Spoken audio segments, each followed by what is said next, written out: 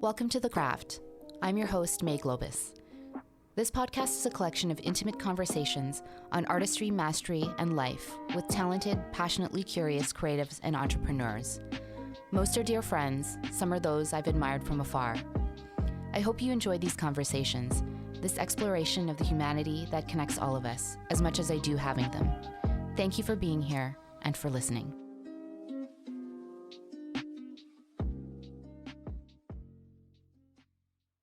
This episode is sponsored by Happy Fox Health, a natural supplement brand focused on sea moss, a marine algae that has 92 out of 102 essential nutrients that your body needs to thrive and regenerate. I've used a number of their products and found it's really given me clarity of mind. Visit happyfoxhealth.com and use promo code THECRAFT for an exclusive 15 to 20% discount off your first product purchase. As a number of you know, I'm also a certified sound therapy practitioner and founder of Oto Healing, a sound therapy studio and practice. Sound has been a healing modality through many cultures for thousands of years. Oto's approach to sound is rooted in both art and science, the art being the history of sound, the science being quantum physics, biology, brainwave states, and more. All listeners of the show get 15% off their first private 1-hour session. Visit otohealing.com to book yours now. Craig Stanghetta is a fascinating human. Warmhearted, eclectic, and undeniably talented. The designer and founder of award-winning, multidisciplinary Ste Marie Studio, he's had a major hand in many of the beautiful, thought-provoking restaurants and spaces in Vancouver and beyond. He was born in Sault Ste Marie, an industrial town in Ontario with a large Italian population. His father was Italian, his mother French-Scottish. Hospitality has been in his blood since he was born. One of the oldest hotels in the city had been owned by his family for several generations. Craig was athletic, but also drawn to theater, and was deeply involved growing up, nurturing his love for world building. After a stint as an actor, landing a role in what was supposed to be a dream job, he found himself turning to design again, convincing his friends to let him create their spaces. Bao Bei restaurant was his first project, and Ste Marie Studio was founded shortly after in 2013. In this conversation, we explore his childhood and how his passion for design showed up even back then, his chapter as a television actor, and what he realized about this dream, how he brings in hidden elements of surprise and delight to the spaces his studio designs, the way people experience spaces post-pandemic, and shifting design approaches as a result, balancing creativity, excellence, scalability, and culture at Ste Marie Studio, and much more. Please enjoy this wide-ranging conversation with the endlessly interesting Craig Stanghetta. Craig Stanghetta, welcome to The Craft. Howdy, thank you for having me. Yeah, no, it's great. It's great to have you in here. I think I was telling you in our pre-chat a few weeks ago that you were on my original list like 3 years ago when I was dreaming this up. So it's awesome that you're here. We got connected because I organically met your COO, Lindsay Butters, through my friend and former podcast, Caroline Boquist, who I think you probably also know. And yeah, thank you for your time. I'm My excited. pleasure. Yeah. I'm excited for this. A lot has happened in 3 years. Yeah, a lot. So let's dive into it. But let's go way back. Let's go to Sault Ste. Marie. Super. Yes. Yeah, I was actually just back there for the first time in about 11 years. Oh, how was it? It was, I mean, okay. I always sort of put it in this context. It's a remarkable place, sort of geographically, and from a historical and cultural sense, it's really, really cool. But it's also one of those kind of smaller towns, not too small, sort of in industry town, steel-based town, and they haven't, done terribly well over the better part of 10 years. I think the last, little COVID blip has sort of favored places like that. So there seems to be some, young people flowing back into the cities like that and starting to help kind of engage them in a way. But it was one of those typical kind of trips where it's kind of like the movie Grosse Pointe Blank. You run into a whole bunch of creatures from the past. Some of them you're kind of happy to see, and some of them you're kind of uh, you try to like run in the opposite direction. um, but it was, I'm I don't know, I'm a big kind of I guess nostalgia junkie, and I've sort of always been like that. So it was kind of a treat to travel back there and bring my wife and daughter, um, and Tristan, my partner. She's been there before, and we had our daughter there, but my daughter would have just been born, so she had no recollection, and so we spent a lot of time just sort of touring the old haunts and showing them the spot, and my kid got a real kick out of seeing where I grew up and where I did theater camp, and when I was in high school, and yeah, just kind of it's striking. Like, it's a beautiful natural backdrop. It's right on Lake Superior, which is Mm, kind of like it's a lake, but it's kind of like the scale of an ocean. Um, yeah. so it's pretty remarkable, and so it's cool to show them that. Oh, that's Hmm. fun. And your dad is Italian and Hmm. your mom is Scottish, and you really kind of like Yeah. grew up in this Italian type household. Yeah, yeah. Like my mom's side is kind of like a mix of everything. Typical Canadian, kind of French Canadian, Scottish, and sort of kind of mosaic. And then on my dad's side is all Italian. And the thing in Sault Ste. Marie is it's a big Italian immigrant city, and there was a real flood of folks from Italy, particularly the south, that ended up in Sault Ste. Marie when the steel plant was being opened there. And so there's this kind of ad hoc Little Italy there, and all of those traditions, um, particularly around food, have really embedded themselves in that town, and so everyone will have like a big backyard garden. We'd grow up, making salami and stuff in people's basement, and then every restaurant's like an Italian restaurant, and there's like there people trade one pizza recipe all over the town. Sorry, and so that's still kind of alive and well there, turns out. Yeah. And yeah, that was a big part of um, us growing up. We were sort of really into that, and obviously I've stayed connected to that, and it's one of the big reasons why I wanted to, well, sort of wanted to, and I guess had any confidence of doing our own restaurant and obviously like leaning into the kind of Italian cuisine side of things. I felt compelled, and Yeah. you It know, was like natural. It was like yeah, part of your growing up, kind of part of your blood. And yeah. your parents also had one of the oldest hotels there, My yeah? my grandfather, um, we owned this hotel called the Algonquin Hotel on my dad's side of the family. It was run by my grandfather, but when I was born, it had passed to my uncle, who's my dad's twin, and my dad had no interest in continuing in the hotel hospitality business. He went and had a more kind of, he was an insurance guy who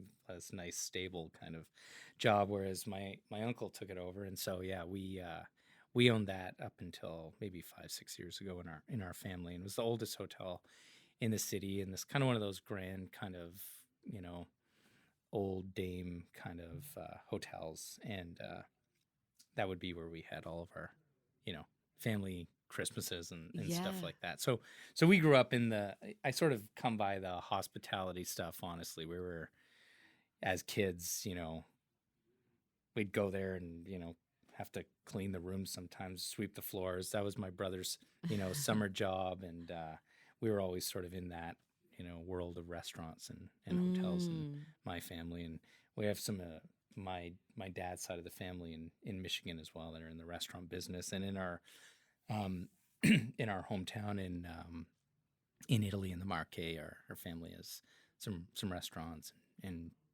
pizzerias and stuff like that. So it's in our it's in our uh, Yeah, it's in your it's DNA. in our DNA. Yeah. Yeah. And what's your dad like? What's your mom like? uh, oh man, I'm trying to think how to how to best describe. I'm just like sitting here thinking if like any of my friends that know my dad are listening to this, they're probably really curious about how I'm gonna answer this question. My dad's a real character. He's a uh, he's kind of like a super. So like I'm trying to think. Take like Donald Trump and mix him with uh Chevy Chase meets Joe Pesci. That is an he, interesting mix. he's a full on character. And he was an insurance sales guy, and he's got a lot to say. He's a talker, and got a big personality, and my mom's kind of the opposite. She's kind of very warm and friendly, and uh, very like she's a very nurturing kind of person, and my dad has that side as well, but it's much less on his sleeve, so to speak. Yeah. Mm.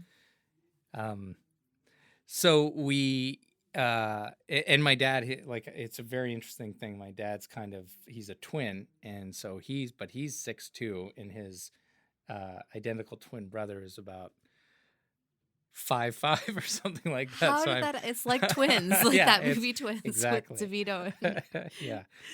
Schwarzenegger. Yeah, I and think. these guys have these crazy stories. So this was the other thing. There's a little part in Sault Ste. Marie that's called Jamestown, and it was the little Italian enclave there that almost was kind of like people were like, "Hey, this is our little kind of little Italy pocket in this tiny northern Ontario town." You wouldn't think that would exist, but it was kind of like the center ice for the Italian community there, as they grew up in the 50s, and it had little, an Italian grocer and this, you know, this sort of famous Italian furniture place there, and little markets and gardens and stuff like that, and so sounds like all cool and idyllic, and but my dad and his brothers have these crazy stories about Jamestown, and how it was kind of like this, West Side Story, kind of like these little pockets of Like packs of gangs. gangs, that would fight each other on their bikes, and it sounds all quaint and funny until he's like, "Oh yeah, I got my gut slashed open by having a machete fight in Jamestown," and Oh my and God. so we're like, whoa! It's kind of like that scene in that movie Anchorman, where like Yeah. Oh, they all of a sudden, where they all show up and yeah, they're and it like, seems all like, oh, this is it's a comedy. This is all light, and the next thing you know, there's a guy throwing a trident through someone's back, and so that's sort of what me and my brothers always make fun of him. We're like, "Dad, what kind of like greaser gang were you a part of back in Jamestown?" And he's like, "Well, the gang, I can't remember the name, but they have all these funny names for them too, like." So he's got a lot of stories like that. that's awesome. Yeah. That's so great. And you grew up enjoying theater too. Yeah, like I didn't where, again, so we're in this sort of steel town, very sports centric city. I played a lot of sports, but I sort of gravitated to the arts as I sort of got into high school. And when I look back at it, I'm kind of like, oh, I maybe I would have sort of found my path into this stuff, the design world earlier, but it didn't seem like that existed. And and sort of my outlet ended up being in the theater, and there was this neat little kind of accomplished little bubble of cool theater people there, and there was quite a few people. It was one of those things where quite a few people from Sault Ste. Marie would be like, "Hey, we're in the NHL," and then there was this other weird little pocket where they would become quite good in the entertainment world or in the world of theater. And I think it was folks that had, studied that in Toronto and had, sort of decamped to a smaller place and sort of Mm. brought that with them. At least that was our experience. And I started to take all those classes, and I was like, oh, this is like maybe the thing for me. And um, I got really serious about it like pretty early when I was like 15 or something. And we would go to this kind of it was a sort of this summer camp for theater, and there was a guy who his name was Steve Valentine, and he was sort of our mentor in that regard, and he was a trained, classically trained actor that had become a director, and he'd cut his teeth in Toronto, and so he'd come here to uh, sort of lead a quieter life. I think he had settled in over here, but he would still bring all these like great contacts from around to teach and coach at this camp. And me and my best friend, when we were 15, 16, 17, maybe 16, 17, 18 or so, we would go out there and be the camp counselors, and we would put on a play like Shakespeare. And there would be all these interesting coaches and teachers there that would come from Toronto or Montreal and stuff like that. So it was we took it very seriously. Yeah. And it was, I thought I was, like, whatever, John Gielgud as a 16-year-old or whatever, doing all these Shakespeare plays was really hard to, the language is um, obviously complicated and layered and has a sort of cadence and a rhythm and everything that is challenging. But we spent 3 summers immersed in it, and in looking back on it, I'm kind of like, I think I loved the literature side and the history side and this kind of world building. We would build all the sets out there, um, and I think that's a big part of what I was really drawn to was this being immersed in something like that. Mm. And I think that when I sort of unpack it now with a bit of hindsight, I think that ends up being what really drew me to it. I mean, I found a way to express myself, I guess, as well. I had a lot more energy and was much more extroverted, I think, as a young person. As I get older, I'm almost just the opposite. I'm Mm. very private and super introverted. In fact, I need, I can be out for a while, but then I need to duck out, sort of charge my batteries. So even looking back on it now, Yeah. I'm like, You were always an introvert, actually, because that's the mhm, definition of an introvert. right, Mm-hmm. yeah, and I didn't, I just look back at that, and I'm like, how did I do those? How did I do those plays? How did I Yeah. get in front of an audience like that? It's like, it's perplexing to me now. But I was completely immersed in it, completely dedicated towards it, and I thought, this is it. This is my path. Post high school, I'll go study. I'll go study theater. I'll probably pursue a fine arts degree, become an actor, and that'll be my thing. I wasn't really thinking about anything pragmatically. Truthfully, I didn't care. I was never motivated by anything that was practical. So I was just fully like on this trajectory and fully committed to it. Um, Weirdly, I was doing design stuff. Like really liked my arts classes and stuff. And I was making furniture and Rearranging your room over and yeah, over, I you was were always, saying. I was always, I would be like, it would only be like my room would only stay one way for a couple months, and then I'd have to like redo it, and our whole house, like my mom would be, she was a single mom, and she'd be out at work, and she'd come home, and I'd have like changed all where all the couches are and moved everything around, and so I guess in retrospect, I'm like, oh, okay, I was trying to sort of scratch that itch. Yeah, no kidding. Um, Did she like it? Like when she come home, she'd be like, "Oh, this looks good." I actually don't really. I don't really remember a clear reaction. I think she just was kind of like, just let. You do She you. let him. She let us do whatever. I think that was what it was a great thing. She kind of always was enthusiastic about whatever kind of thing we were pursuing. So, Which is um, awesome, which is great yeah, to have that supportive parent. yeah. Oh, it's I really owe her uh, a lot of credit in so many ways. I mean, and she was super supportive, very enthusiastic, and was always attending everything. And she had three boys. We were nuts, just insane. Like three boys with a single mom. We had so much energy. We fought like cats and dogs. My older brother, like my dad and my uncle, my older brother, he's 6'2". He's huge, was a football player. And and in high school I was maybe, whatever, 5'7". I probably weighed 130 pounds soaking wet. And but we would try to murder one another. With machetes? Not quite. We didn't get our hands on the machetes, but I tried to put his head through the wall, and it was like Lord of the Flies there, frankly.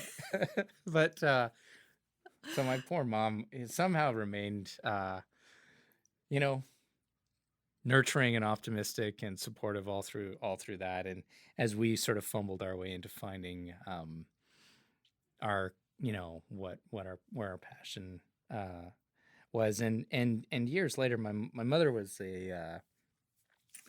she was a bookkeeper and a controller, and she did that at her job when we were young, and continued to do that as her career. And as I was growing the business, she would support me on getting our bookkeeping set up and that, and then we grew the business enough for me to be able to hire her. So she came on and ran the financial side of the business for just up until last year, actually. Oh my God, Yeah, that's amazing to yeah. bring her So along she for was a the huge, ride. yeah. And Wow. not only was it, nice for me to be able to hire her, um, but I had full confidence and complete faith and trust that the stewardship on that side of the business, which um, any any kind of arts based practice, creative practice, really needs that foundational support on the financial side. And so that was truly was a real, I really lucked out in that. Mm. Yeah. Um, She must have been so proud of you and like what you built. She I must think be. yeah, I think she's, I mean, it's a cool thing, and this kind of work ends up getting a lot of media attention. And so it is an easy thing to, you know, get the sort of boomer link on Facebook and get it out there to all your pals. So she's certainly proud and happy, and it's really easy for that stuff to get out That's out so there these great days. So though. yeah, Does she have yeah. a scrapbook? Like of all the We articles? we no, I don't think I don't think she has a hard copy of that. Thank God. I think she got with the times pretty early, and she's got it all saved digitally somewhere. That's Yeah, awesome. yeah. And so you moved to Toronto Mm-hmm. to go to York Mm-hmm. University and you did your BA in fine I did arts. a BFA, a Bachelor of Fine Mm. Arts there. Yeah, I Mm-hmm. went. So yeah, I was full on. Like, I'm going to be an actor. I'm going to study theater. This design stuff was sort of percolating in the background, and I kept doing it as I guess, a kind of serious hobby. But I was full on in the theater, and ended up doing this Bachelor of Fine Arts degree in this program there that is quite a kind of prestigious, school, where it's, there's like, I don't know, there was like 12 people in my class. We would get up and be in the studio from 8 a.m. until 8 p.m. And we sort of we were all, eat, breathe, sleep, this kind of training. You're reading, whatever 50 plays a year. You're doing, movement, voice, you know, like combat, stage fighting or combat or dance, everything, like the whole nine yards. Putting on like all these plays, and it was completely immersive. Mm. And I think it was really healthy for me, because I think that was a great way to just fully apply yourself to something. And again, when you have the benefit of hindsight, you're kind of like get to unpack your own, I guess, like um habits and psychology. And I know I'm a kind of all or nothing sort of person, and so having that fully immersive environment to just go down this rabbit hole from the world of theater, studying the whole canon of all that work, which is amazing. And then also, like, there's a lot of really cool cultural learning. We would have people from all over the world there that would be doing their masters, right? And so we would work with them. And so you would work with people from Central and South America, or Africa, Western Europe. And and so we were doing all of that, as well as like being really deeply into the kind of canon of Western theater, Mm. which has this whole kind of and then the acting training side has this whole kind of this sort of, it's got some it's got some icons that have created these systems for training, or breaking down um you know um plays, like in terms of how to unpack a narrative through line, story arc, all that kind of Mm. stuff, like how to create action. And so it's taking like that idea of something that is uh narrative based, it's like sort of make believe, but adding structure and strategy to it. And again, like when I look back on how we do our design practice, all of that work is completely uh, at the sort of root of how we do Mm. the design work. And again, like when I first started doing the design work, it was intuitive that I would sort of take that approach, because it's what I knew. And as we sort of evolved and sort of grew our methodology in the design world, I was able to be a little bit more technical about sort of creating process and methodology to apply it to the world of design. And I think that's why our stuff's always been really kind of um, embedded in the world of like narrative or storytelling, or this idea of kind of world building, or um, that kind of thing. And Well, there seems to yeah. be a your approach seems to be with like very art and science, I'll call it, right? Mm-hmm. Like Mm-hmm. the narrative building, that all of that story, that's like all the art of it. But then these processes that you Mm-hmm. developed, Mm-hmm. it's kind of the science of it. Like Mm-hmm. how do you take what's the structure in which Yeah, to for sort of sure. execute this? Yeah, and then a lot of just also learning how anybody who's working in the world of art has to depend on their kind of mechanism, like who they are.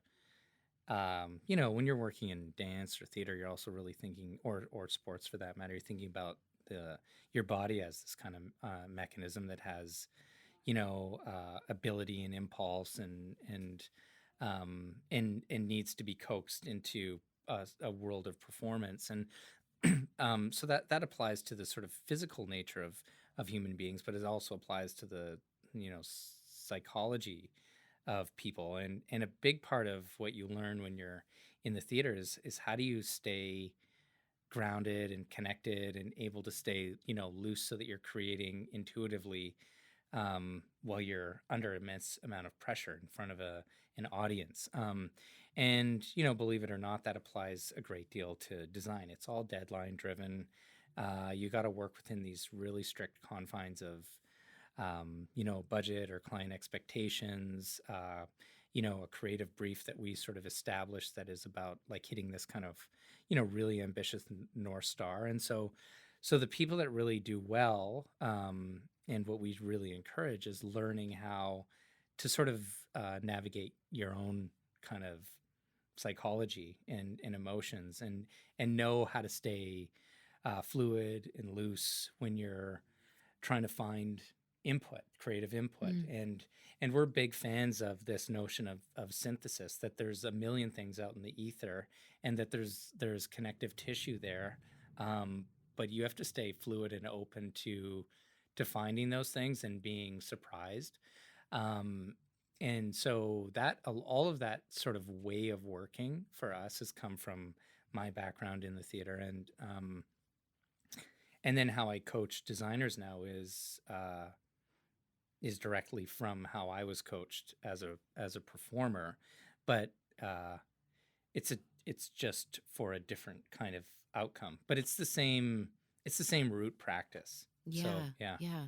I love the idea of that, of not only creating, but also allowing Mm-hmm. it to sort For of sure. come as well, sure. like creating space for that. Yeah. And like anyone who's, the reality is anyone who's accomplished any degree of success in a creative field knows that that's the effort, is to how do you become like a vessel to allow ideas to come your way, and then how do you stay engaged in them in a way where you could start to find these connections and how they, and relationships between different, it could be like, I always use like a place like Kisatanto as a really cool example of that.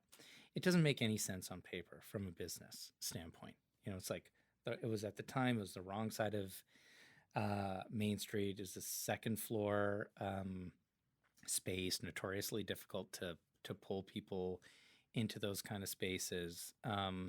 And on top of that, when they came to us and we said, okay, well, tell us a little bit about the food, they were like, well, it's Japanese Italian.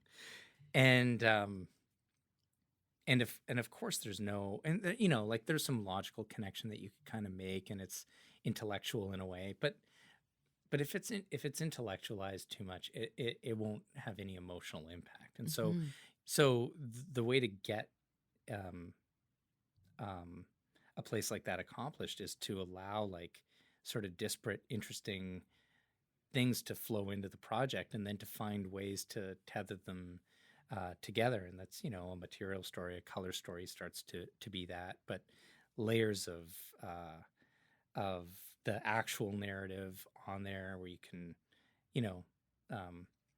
have a kind of cue that sort of quotes people as they sort of walk in the door, and it's a good example of creating a completely transportive environment that I think emotionally is quite moving for people. I have just Yeah. a question Yeah. about that. Just about the origins of maybe the Mhm. name. Is it based on the Kisaten cafes Mhm. in Japan? Yeah, that Like, is was that where one the of name the comes from? yeah, that was one of Okay. the that was one of the drivers for the idea. Mm. And then I can't remember, there was also this kind of Japanese folktale that ended up being one of the main sort of cues for the name and the conceptual direction, and this notion of a house of plenty, Mm. where it's like, sorry, any You're kind so of Italian. yeah, I'm talking with You're my talking with hands your for hands. people listening, and I'm smashing the microphone with my expressive hands. Um, it was that sort of notion of this house of plenty that came from this folk tale, and then if the kind of synthesis is since they want to have this kind of since they want to have this Italian kind of partnership, is then there's this kind of whole layer of like Italian modernist design that's in there, like the Gioponti and and uh, and those kind of folks. And so bringing those two things together was Mm. the kind of effort. It was fun. Yeah, yeah. I get this. I'm a huge fan of Haruki Murakami. Yeah, same. Yeah, I have tons of his books, Hmm. and I don't know how I discovered him, but anyways, I always I always have this feeling of when I read his books, and obviously they've been translated from Hmm. Japanese. I always wonder what I'm missing and what's Totally, lost in translation. But yeah, he's super into like those jazz cafes, and like for sure. he's got this fantastical element to Yeah. so many of his stories, and yeah, it feels like that when I He, walk into well, there's Kiseteta. a this is a cool little anecdote. So the floor tile is based on an artist that would take Murakami books, like the covers, and sort of redraw them in a kind of minimal way. And so the Cool. tile that's on the floor there is based on those book covers. What? Yeah. Oh, I'm gonna Yeah. have to Yeah. look at the floor a little Yeah. bit more. We do. Yeah. I think I don't remember. I mean, on our old website, I think we used to show how we kind of got there, or we've talked about it in some magazines or whatever. But it was a thing where we were like, "Oh, what are we going to do with the floor? We want it to be like this, but we don't want it to be, like we didn't want it to be like one of those floors that like influencers would Yeah. take pictures of. Turns out we didn't succeed. It still happens, but and so we were looking around for ideas, and I'm a huge Murakami fan. I think he's one of my favorite, if not my favorite, writers, and Mm. we just found these kind of cool book covers, and yeah, and so That's that's so in there. great. I'm Yeah, very excited about yeah, that detail. yeah, Okay. Now I know. I yeah, know a secret. This is yeah. so cool. So let's go back Hmm. to what brought you to Vancouver. So you were in theater, you got your BFA, and then film acting is what brought you to Vancouver. Yeah, I mean, like really, while I came out here, I had a close friend that lived here. I had just gone through like a big breakup in Toronto, and I was maybe 27. I think I was 27 or 28 years old at the time, and I was still working in the theater. I was mostly working doing plays when I was in Toronto. Um, but I think I needed a little getaway. I was having a fairly self-destructive summer at the time. And so I think for, my health and well-being, I decided you should get out of Dodge for a little while. And so I came out to Vancouver on a lark. I just came to visit my friend, and I was here. We were living in his apartment down by English Bay Beach. I was having a, nice summer. I was like, okay, well, I might as well go and see if I could get an agent and go to some auditions.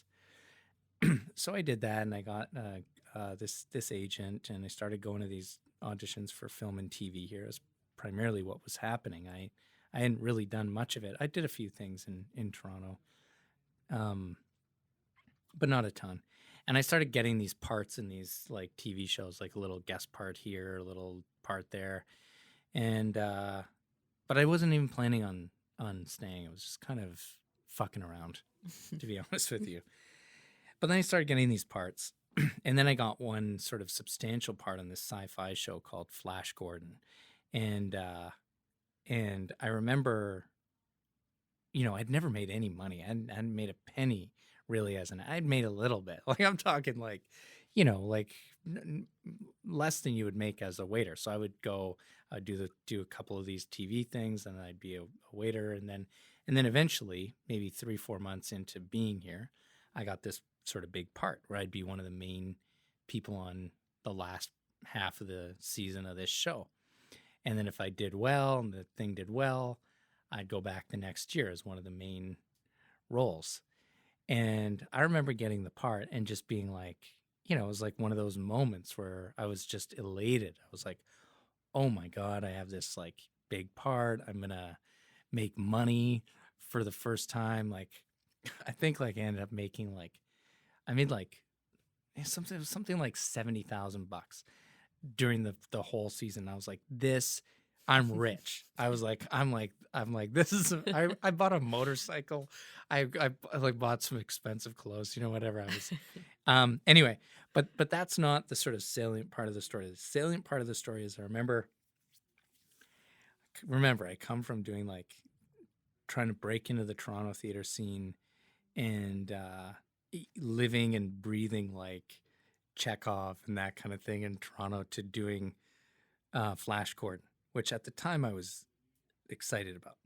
And I'll never forget, I I got the script and I was like, I'm going to sit down, I'm going to read the script. I'm going to buy a steak dinner. I went to Jules Bistro. Remember that place? Yes, I do. Which I still love. It's a great little spot. And I went there and I sat at the bar. I didn't have any friends aside from my one friend. So it was just me. I sat at the bar. I bought expensive glass of wine. I ordered a steak. You're romancing Yeah. yourself in the script. Yeah, I was like, I'm just gonna read the script. My life is great. And then I remember it like it was yesterday. I remember starting like all elated, and by the end, I'm done my steak. I'm on my third glass of wine or whatever. And I'm just kind of in the doldrums because I'm like, and look, there's nothing wrong with the writing for what it is. For a sci-fi TV show, it's fine. It was good actually for that. But I just remember being depressed, being like, okay, this is this thing that this is successful. This kind of like cue of success as an actor, but I'm like, but I'm not into this. Like, I'm like, frankly, I'm like, am I gonna do it? Like, what am I gonna do this for like the next 5 years? Be on this sci-fi TV show? And the writing was, not, it just wasn't like, it wasn't like the theater stuff. Right. So I was kind of disillusioned. Like it happened in a split second, like that over that dinner. But then I of course went and did the show, and it was pretty fun, but I never really liked being on the set. 'Cause I get kind of bored, and I'm introverted, so I can't make small talk all day. So I would just be like, I don't know what to do with myself. Either I'm okay doing the work, but I'm not nuts about being on the set. And so did that show, and as I was doing that show, I definitely had like this existential kind of, not a moment because it lasted a couple months. And I was like, oh man, did I make a giant mistake by committing my life to this? And I was really terrified. Yeah, for a while. I was like, holy fuck, I might have committed my life to the wrong thing. And so somewhere in there, I was like, I always thought this was my grand plan. I was like, okay, I'll get these TV shows, or I'll do theater, and then I'll open this little shop, and I would love these, like, there was these great design shops, in Toronto and Montreal, and a couple out here. Here they're more bigger, the ones that were established, but I'd spent a lot of time in these little design shops. And I was like, yeah, that'll be my thing. I'll have this design shop because I love design and I'm always doing that. And then I'll do the one, like, whatever one is my real job, who knows, but that seems one like a funds decent, the other one. Yeah, that seemed like a decent setup to me. But when I had that kind of, little crisis, I was like, okay, how do I might have to change something. And so the thing that was nice about being in Vancouver for me at the time was I had I wasn't really tethered to, community. I had a lot of great friends in Toronto. I'd be going to an art show or see my friend's band or my friend's plays. I could be doing something every night, and I had a massive network of great people that I was really close with and quite liked. But it's also hard for you to, in a way, reinvent yourself under those circumstances. So I think the stars kind of aligned for me. I was kind of just really free floating. I had nothing kind of tethering me to any kind of social agenda. And I had this, healthy fear that I wanted to I wanted to try some things that I felt capable of doing.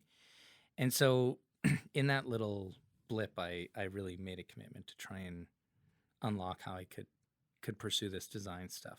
Mm. And like I said, I had always been it was always quite a serious hobby. I was always making things and designing all the places that I lived. I'd done some little jobs where I would help, people with like an opening or like that, a little retail shop. I'd help make some fixtures or give design advice and stuff like that. And so I was always doing it fairly. It was a little more than, like a hobby. I was kind of applying myself in ways all throughout school, and I'd studied all that, all the set design stuff, and was always making those kind of things. So it was always there. Yeah, it was almost like Yeah, you were subconsciously creating another yeah. lane for yourself, even though maybe didn't define it as that I back just then. didn't know where. I just didn't have an outlet. Like I didn't have a clear outlet. There was no job you could go to. You know what I mean? There was no, there wasn't even a part-time job you could really do. In fact, I remember being in Toronto and there was a great place called Commute where it was an artist or a couple architects that had opened a spot, and they would do cool restaurants, and they would make lighting and stuff like that. And I was like, well, maybe I could work there, but that's literally the only place that you could have this Mm. kind of part-time job. Um, and so yeah, when I was here and trying to really like figure this thing out, I went and got myself a studio here, and it was right on East Hastings, and it was it was nothing pretty. It was kind of this subterranean kind of basement studio off of East Hastings, right at Main Street. But it's what I could afford, and and it just allowed me to go in there and experiment with stuff and start to like take it seriously. And then at the time we had an apartment, and I convinced Tristan, God bless her, to let me just take it back to the Studs, and it was like an old heritage place, and so I just sort of committed to doing whatever I wanted. I just was like, I'm gonna do this. I'm gonna do it. I'll figure it out, and I did. And then what happened was, as I was doing that more, the sort of acting side really just became naturally deprioritized. I just would get up enthusiastic about doing this other stuff every day, and then I'd be like, oh, if I had like an audition or whatever, I'd be like, it was painful. I would be like, I don't want to do that. And so it became Mm. really starkly clear to me that I had to go and do this other thing. I was motivated, had tons of natural energy from it. It was inspiring and fun. And so I was like redoing the apartment, and I mean, I'm talking about like I built this the staircase. I did all the wiring. I poured the countertops. I put in the floors. I built the closets.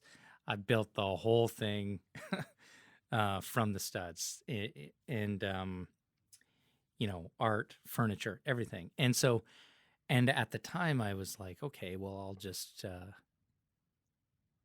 We had all these friends that were in restaurants, and everyone was kind of at that point in their life, maybe similar to me, where they're like, okay, well, I know this business, I'm good at it, and I've got this kind of percolating idea, and so I would just start to, um, convince them that I should be the guy to help them do these things, and then the first people I was able to sort of get on side was, Tanis, when we worked on Bao Bei, and there was a really great contractor there named Ryan Murfitt, who was like a design build kind of guy. And Tanis was there, and she has tons of ideas and is like got a great eye, and had years of this idea sort of socked away, in the back of her mind, and had collected ephemera over a long period of time. And I was just at this point where I was like, I know how to be the kind of catalyst to help you get this done. And I was like, and she was like, okay, but how do we do it? And I was like, well, why don't you hire me and I'll come in and work with the contractor so that you're paying me to do work. Meanwhile, we'll continue to evolve design ideas and figure things out as we go. And that's how we sort of did it. It was Ryan, Tanis, and I sort of all just figuring out how to make, Bao Bei. And I had a bunch of experience with that apartment where I was comfortable building things in, not properly, so Ryan, who was the really good contractor, would be like, well, we're going to make the tables. So him and I made the tables, we'd make the banquettes. But then I'd be like, well, we should do this, big distressed mirror. And Tanis had this idea she had this great photo of her dad's band. And so I was like, well, maybe we could turn that into this big kind of stretch kind of poster. And we just would come up with ideas that were half art installation, half storytelling, half construction, and just we worked at this whole design build thing. And Goes back to the synergy that you talked about, right? Yeah. It's nice to feel that. Yeah. I was thinking about, many of the restaurants that I love are spaces that you've designed, and I was reflecting on, what is it about all these spaces that I've really, really loved? And I feel like for me, there's always this element of surprise and delight, Mhm. on those lights above the bar and Savio, they say Mhm. Buonanotte, or the vintage photos that you're talking about. Mhm. Now you told me about the Murakami Mhm. tile. Mhm. They're like hidden gems for those Mhm. who are observant, Mm-hmm.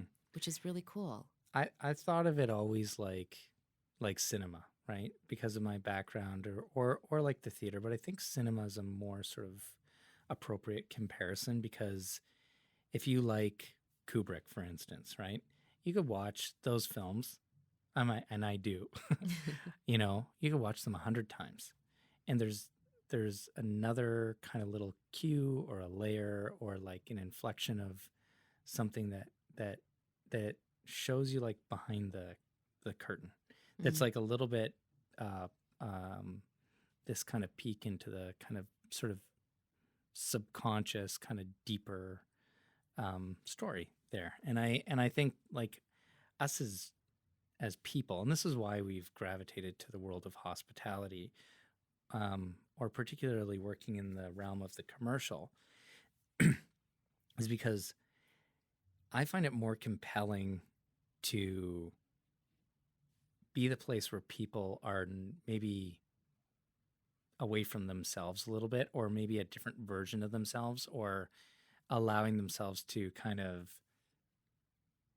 escape in some way, or access something that's just a little more, maybe sometimes it's more sometimes it's fun or carefree, or it's I don't like this term, but sexy, or a little more, you're maybe you're dressing up and you're sort of right. And I think that being able to create these transportive environments that have these kind of interesting things that seem intangible but add to a real human connection we love working in that capacity.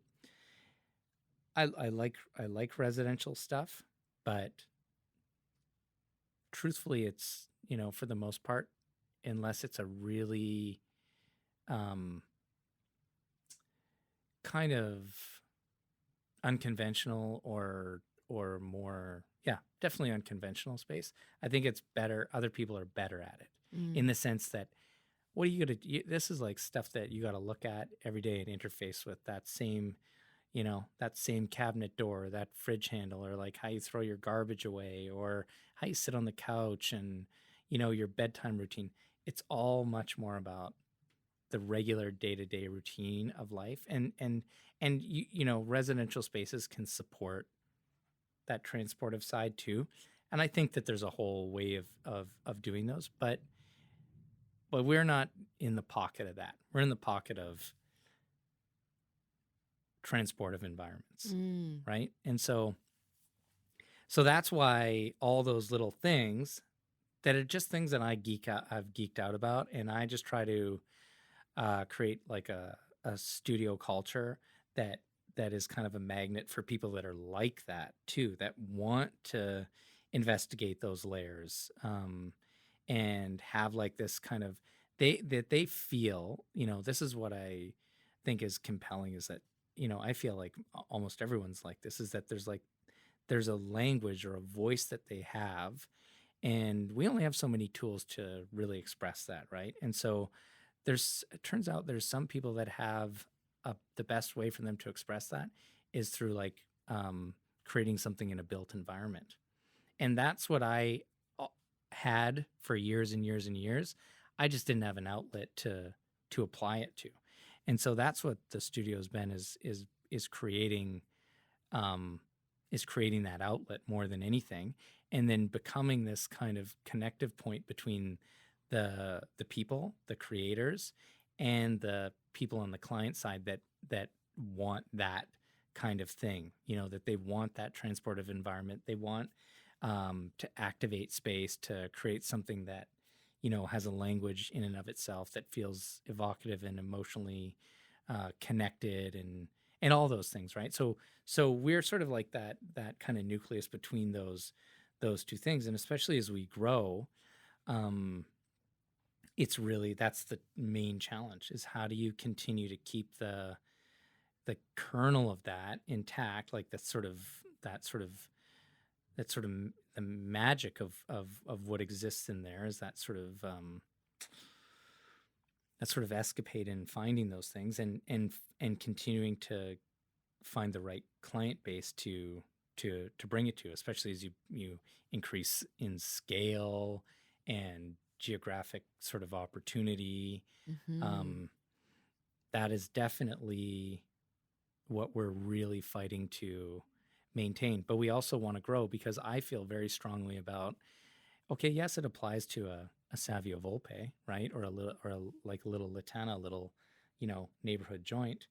But it also, maybe more so, applies to this kind of place making notion, right? Of like, this neighborhood, we're in Mount Pleasant as we record this. And I used to walk all through this area. It's all the industrial area. And it just used to be so thrilling to me to think about what it could be, because it's unconventional. It's not going to be just sort of, steel and glass high rises. There's infill property here. There's industry that existed here, and a lot of that stuff could stay, and it starts to have its own language. So this kind of thinking belongs to the application of neighborhood. Obviously, whole cities can think about this level of intuition, alignment, synergy, and synthesis of ideas to help activate how people gather, right? Mm-hmm. And what's been amazing? Like, this is a great example. I was thinking about this last night. Is COVID forced us out onto the sidewalks, right, or the street side patios. And if we didn't have that kind of propulsion, that kind of force, that like lack of, like, no choice but to do it, the kind of like, puritanical fucking, like, grip of what exists in this city would have never allowed that, right? And so it's really nice to see that like having a crack outside of that it's really has done something nice. And if we can maintain that, it's really positive for this city, because it's quite beautiful to be outside and like almost, most of the year, right? And there's ways to Yeah. mitigate against the rain, but just getting people onto the street and not keeping them all sort of socked into like their independent siloed little Yeah. rooms side by side. It just brings life. Mhm, That's what I thought when, all the patios were happening over the last couple of mhm, years. Like, oh, there's life in the mhm, streets now. And And now we know what that feels like. Mm-hmm. And it would be hard to go back for Yeah. citizens to be like, what? I We're think not going to have people, this anymore? You're going to take this away from us? 100%. I think people should be like really vehement about keeping that and pushing it further, because there's very little downside. What, like less street side parking? Mm-hmm. Yeah. Yeah, I'm curious. You were talking about the language of neighborhoods, Mm-hmm. and in your opinion, how can we preserve these really interesting language of certain neighborhoods without letting it get so bland? Oh, okay. There's always a couple things that happen. There's public and private sector, and I think it's the accountability and responsibility of both. And so our job, what we do now, we don't interface too heavily with the public sector. It's not a world that I'm comfortable in. I can't stand how slow things go, and I don't really thrive in that. But what we have a lot of success in is converting clients that happen to own a lot of land and to thinking in the way that we think about stuff. And that's like you know just really, really being dogmatic about context of a site. And again, we don't look at it purely from the what the built environment is. We look at it in terms of historical context. We give ourselves license to think of things in way more esoteric ways, right? So it could be like, is something as kind of odd as like, how does like wind or certain smells move through this area, or like whatever, like there's this strange little kind of infill property or artifact that exists, and there's all these weird narrative cues for us. And then we match that with really strong trends and insights. Like when we're talking about larger context projects, we have a whole process and methodology to be like, how do we do what we do with a small little restaurant that will feel singular and kind of magical and transportive?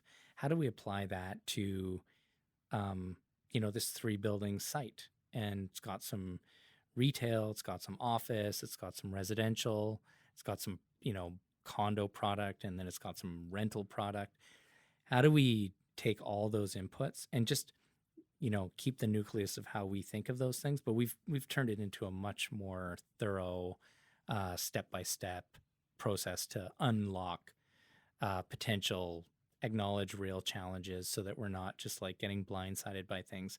But really at the end of the project, what we want to deliver is something that's really strongly within its context, that works to activate what can and should happen in that one place, and not like a paint by numbers version that should be that they could just happen over and over and over again.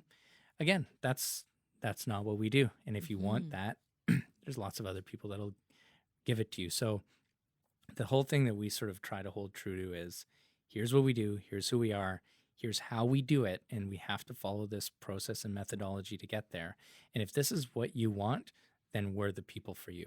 And if it's not, then let's not waste each other's time, because we're pushing in the opposite direction. But we think of those things just like we would the small thing. We just have learned some different ways to get there, some new tools and stuff like that. I have a question about people interacting with a space, and I'm wondering, when you first started your career and now, do people want different things from spaces now than they did then, or generally have people always wanted the same kind of feeling and experience from a space? Well, I mean, when I first started in this city, I think we were lucky because I didn't want I didn't want to. I had like this whole notion that these experiences can be richer and more immersive and all that stuff.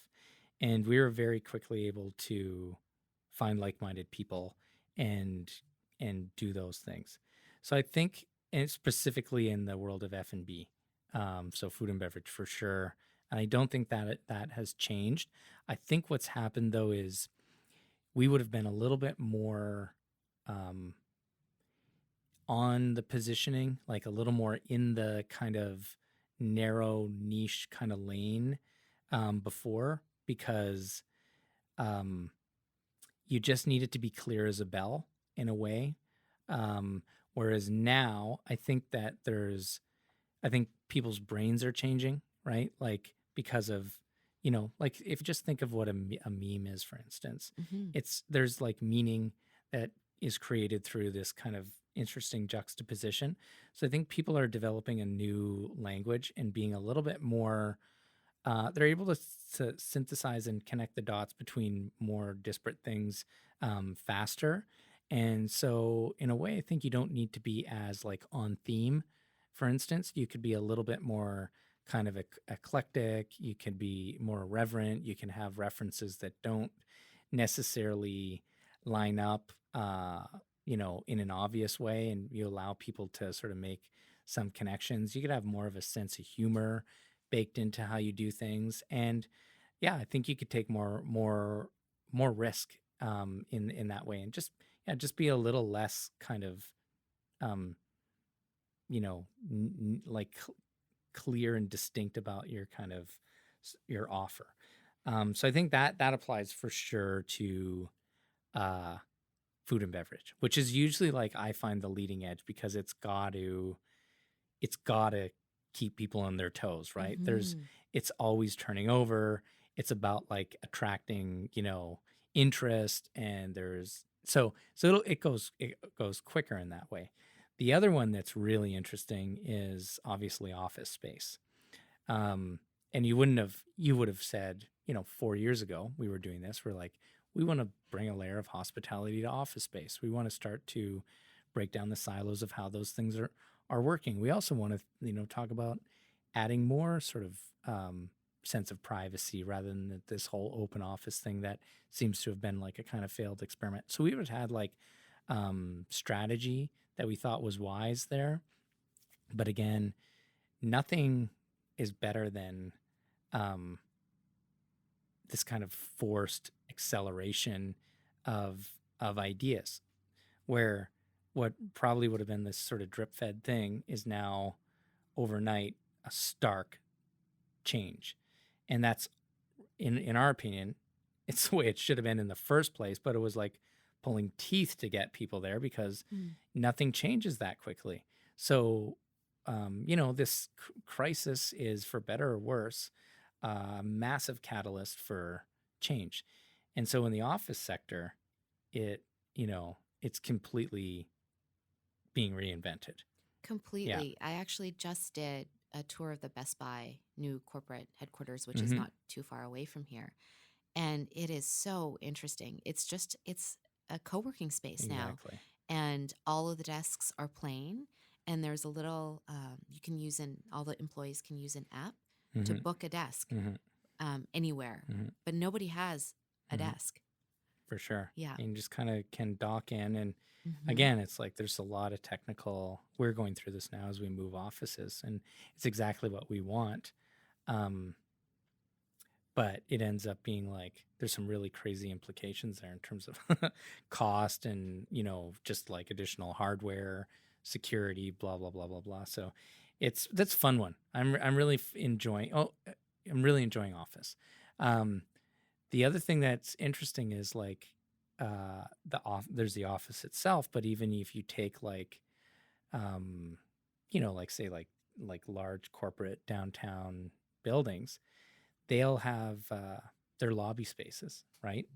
And so that's a big exercise for us now too, is like working with some folks to start to reposition some of those spaces, because I love downtown. I love downtowns in cities. I love like urban centers that have density and as much density as possible. I think it's economically, it's a true engine for us culturally. It has so many benefits, in my opinion.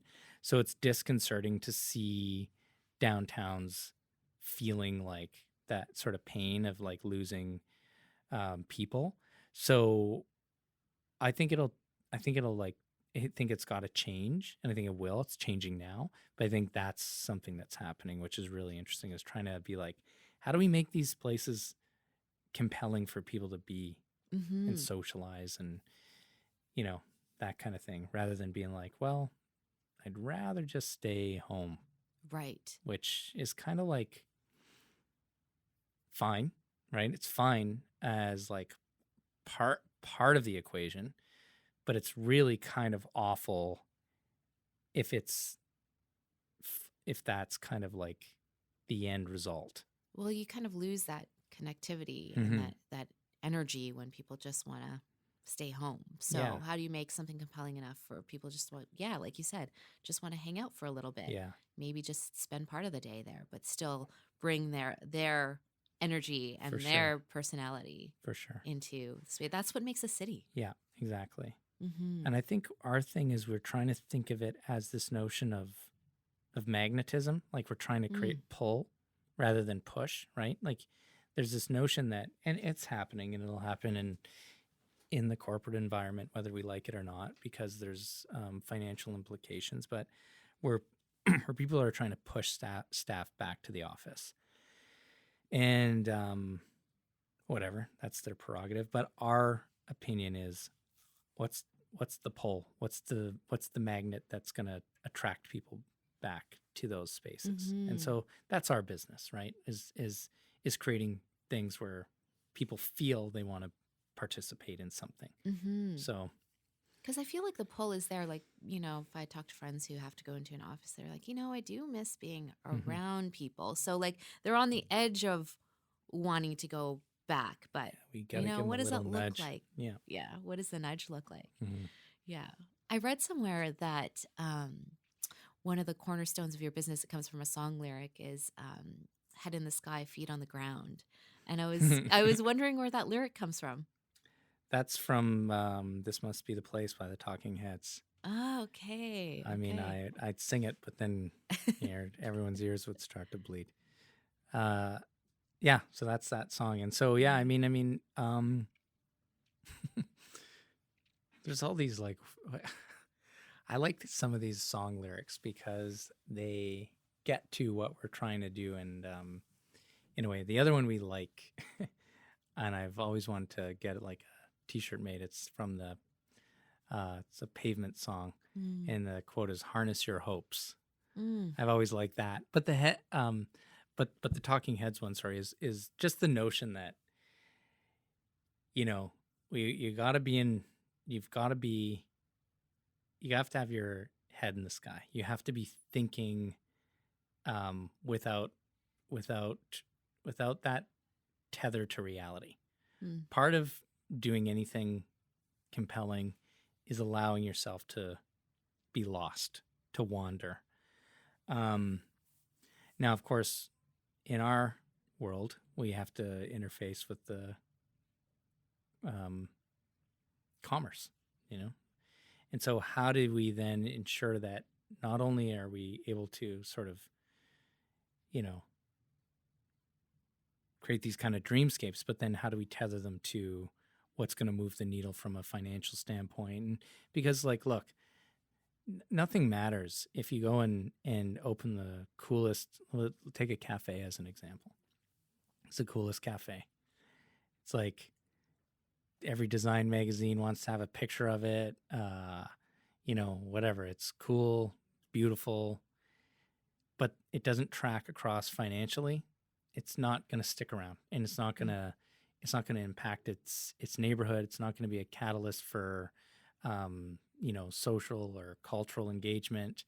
It'll just sort of trickle away, and that's not how places evolve to be like really rich.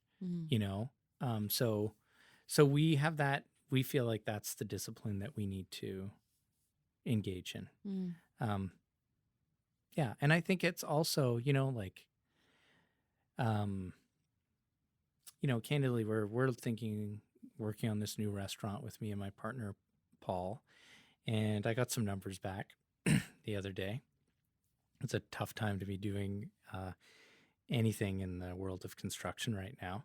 Mm. And they sort of take the wind out of your sails. But then what happens is it also forces you to start thinking, recontextualizing things, thinking of things differently, finding new solutions, and being so that notion of pragmatism, that notion of sort of having to, move through obstacles and have your back against the wall is a real creative driver. So I'm more excited about this project now in the last like 3-4 days than I've been for like, 6-8 weeks, because I got this terrible news Mhm. in a way that really it's completely unpleasant. You're like, hey, how about if you're $1 million over budget or something like that? And it's just completely deflating. But then there's all of these solutions that you start to come up with. And I've had 3 or 4 ideas that I'm super excited about. And I wouldn't have had any of them if that didn't happen. So I think it's really interesting to get comfortable in that world of discomfort, in that world of like, real metrics, Mhm. like delivering on performance. I think it's actually quite good creatively. And I mean, again, like if you go back to this analogy of the theater, I like this notion that there's an opening night. I like this notion that it's either going to be a hit or it's not going to be a hit.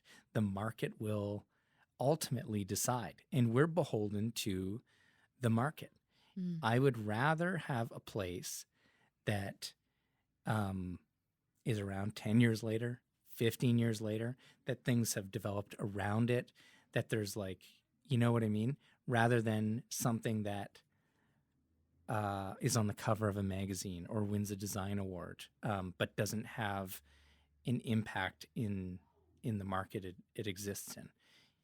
And it's not, and I don't know if that's bad for, I don't know if that's bad for our business as a design studio. Like there's an argument to be made that we should want to sort of play that presentational game more. But for Mm. me, the metric of success is the business thriving, Yeah. so.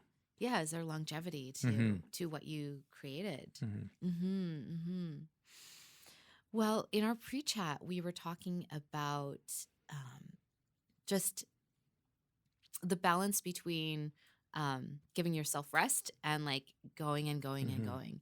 And you were saying that, yeah, you've been thinking a lot lately about, yeah, how do I just like dial things back to conserve my energy? And I'd love to Mhm. kind of explore that a little bit more. Like, what Mhm. got you thinking around that? Was there a moment where you were like, I'm burnt out. I need to rethink this?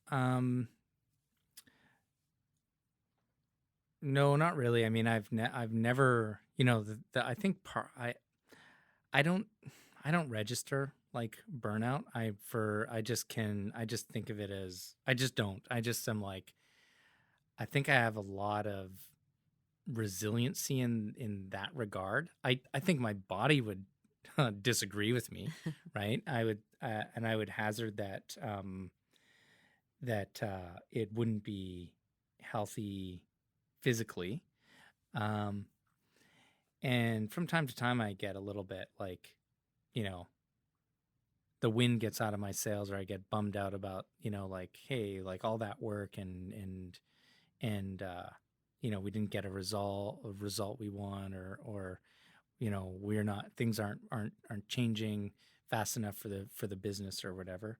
But then I always like wake up the next day and I'm like, I'm very determined, and have Mm. fun doing it. Mm-hmm. Um, so two things kind of dawned on me is like that could be me, but not necessarily anybody else. And I've got like a 40-person organization, and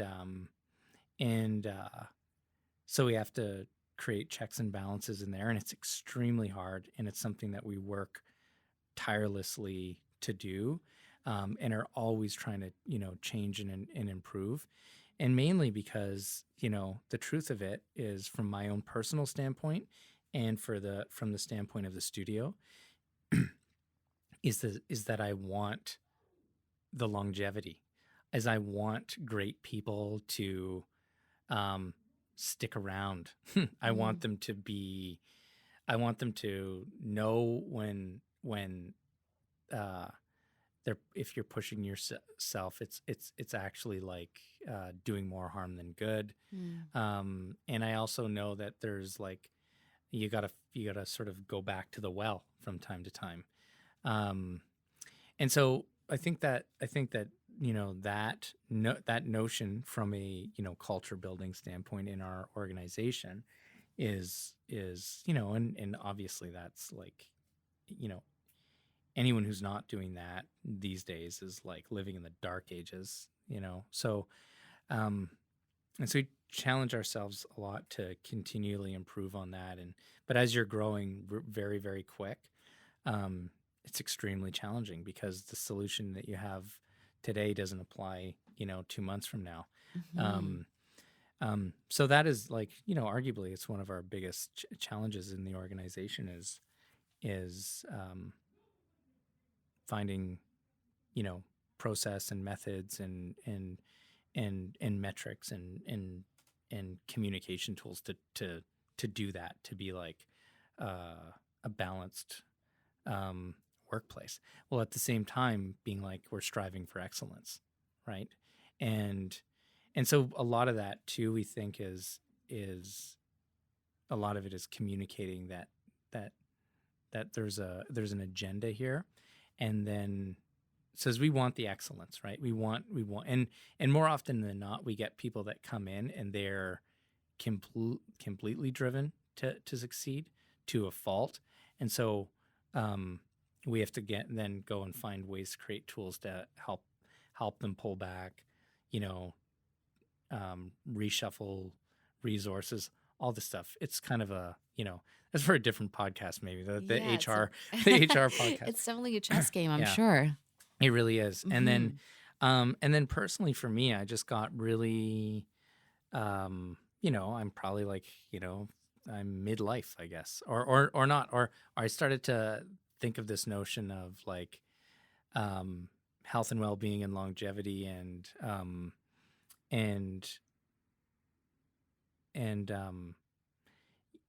like use of your your body and your brain long into your life, so that even if you're, whatever, say I was the midpoint in my life, I would be completely fine with that if I got to participate to this degree for the another half of my life. Now, the thing that I find really disconcerting is if you start to like lose your, faculties to a degree as you sort of age, and there's nothing, and you know what, like, honestly, like the reason I think that way is because I'm like, I want to do these things, right? I don't, Yeah. honestly, if I was like, if I had like all these things that I want to do, and I was just like somebody wheeled my brain around in a jar and I got to do those things, I might not, I might not mind. But again, just pragmatically, I'm super mindful of that stuff these days, because there's so many things I want to try and do and explore. So Yeah, and things do happen. Yeah. Like, yeah. even me, I lately I've been like, oh, my memory's not the way it Mhm. used to be, Mhm. and that's just a thing. Yeah, it's It alarming. happens. It's I suspect though that what I choose to believe right now yeah, is that we're sort of on this cusp of like these like big breakthroughs in this world, of like human longevity. like longevity. Yeah, like yeah. health and wellness, and like body maintenance and all that stuff. So I'm sort of the opinion now where I'm like, okay, I got this little window where I should really try to optimize and be really engaged in this, so I could stick around for these big breakthroughs. Oh gosh. Yeah, all this biohacking your body Hmm. and all of these things. Yeah. I Yeah. used to have this creative writing teacher in school, and he had that was his thing. He would talk about like the integration of technology and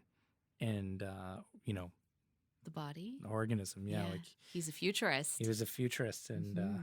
yeah, it was really interesting. It seemed like completely wacky in the '90s. Um, it was like cyborg kind of stuff, but now it seems like, A oh, reality. that's Like, gonna happen oh next year. yeah. Yeah. I was saying to a friend the other day, I'm like, all of those post-apocalyptic movies, all of these sci-fi writers from way back in the day, they're right. Hmm. That's what I was saying to her. And she was Hmm. like, yeah, yeah, yeah, they were right. Yeah, hopefully we don't get the, you know, sinister AI version that, Yeah. Or this doesn't turn into Mad Max Fury Road, yeah, which I those mean would that both I love suck. that movie, but I wouldn't want to that'd be live a it. rough world to Yeah, live in. exactly. Well, I just have a few more Sure. questions. I know that you're a busy guy. Um, when you think about all of the things that you get to do now and way back in the day where you're like, I don't have a lane for this, like I don't know how to Hmm. apply all of this, like when you look back at that and reflect on it, like how does that make you feel that you get to do this now? Yeah, I mean, I definitely like, I'm pretty grateful. I definitely wake up every day being like pretty excited and grateful. Um, Conversely, I've like I've had to really grind it out, and you've had some like crazy times where, it wasn't always a sort of fait accompli that this was going to materialize. We had to get to the other side of some pretty, intense times, and sort of survive it. So I think like weirdly I'm like um um if I was like 18 and I was like seeing what I'm doing now, I wouldn't really believe it. I would be like, how in the world? I was always thought like, I was like, you can't run a business, you idiot. You don't even know how to like, you can't even like file your taxes, or, I was never a math person. So I never would have thought that the world of being an entrepreneur was for me. And I think arguably more than anything that uh, that's what I sort of become. And I think that for me is what is most exciting, because it means that there's still like all these different avenues to explore, because a business outcome is just an idea that you want to make manifest. And if you have a bit of grit and determination, and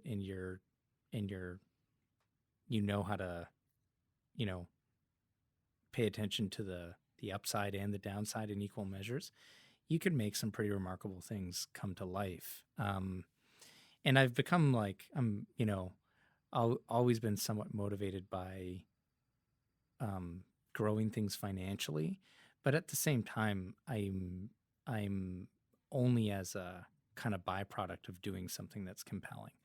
So I think for me, that's the biggest blessing, is that I feel like pretty capable of being intrepid and pursuing cool things that I'm excited by Mm. from a business standpoint.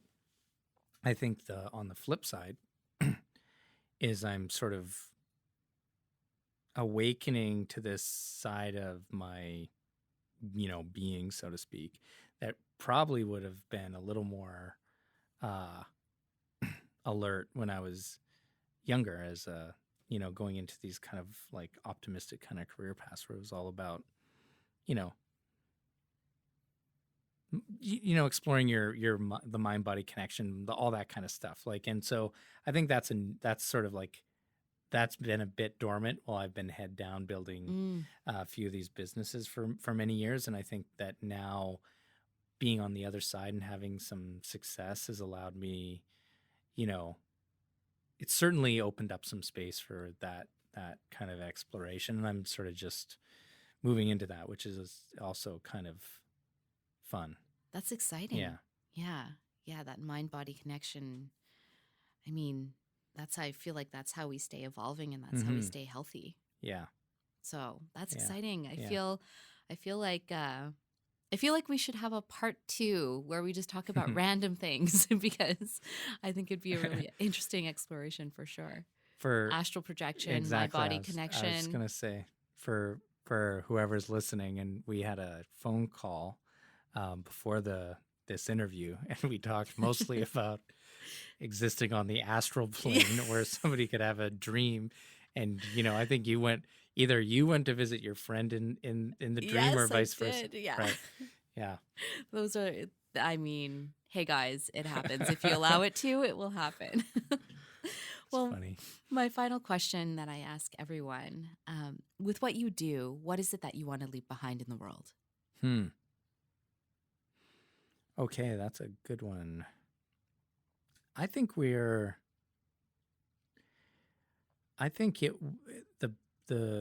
best outcome would be that we've sort of seeded a number of places that continue to sort of grow and evolve and become kind of part of the fabric of the cities that we work in.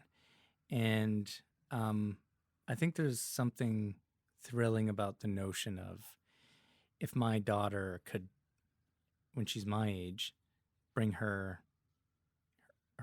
kids or her family or her friends to some of the spots that we've done, and that they've kind of like had this sort of embedded ethos that's continued to kind of grow and develop over the years, but have become those kind of staples in a city, and act as like a kind of catalyst for like-minded folks, or like, somebody who's like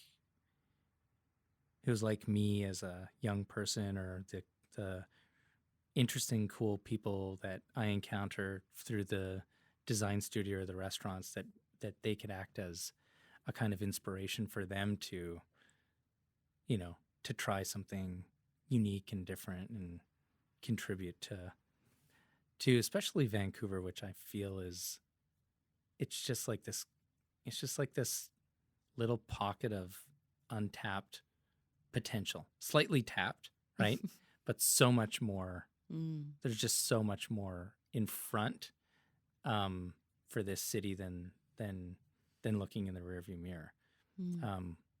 So I find that really compelling. Yeah, no, I mean, I agree with that. And I look forward to continuing to watch what you do. And hopefully we'll have a part 2. I really enjoyed this. Yeah, And, I that was enjoyed awesome. our pre-chat too on the phone. And so hopefully here's to more of these. Yeah, well, we'll get there's a couple of places on the horizon that I'm excited about. And so we can get those done, then we can come back and talk about that, and maybe more. some other stuff. Yeah. Yeah, I would love that. Thank you so much for your time. Hey, thank you. It's fun. As always, thank you for being here and for listening. To learn more about today's guest, visit the episode page for show notes and links on wearethecraft.com. You can find the entire podcast archive here, or explore more conversations with past guests on Spotify and Apple. Don't forget to hit the subscribe button on these platforms, including YouTube, to get notified when new episodes drop.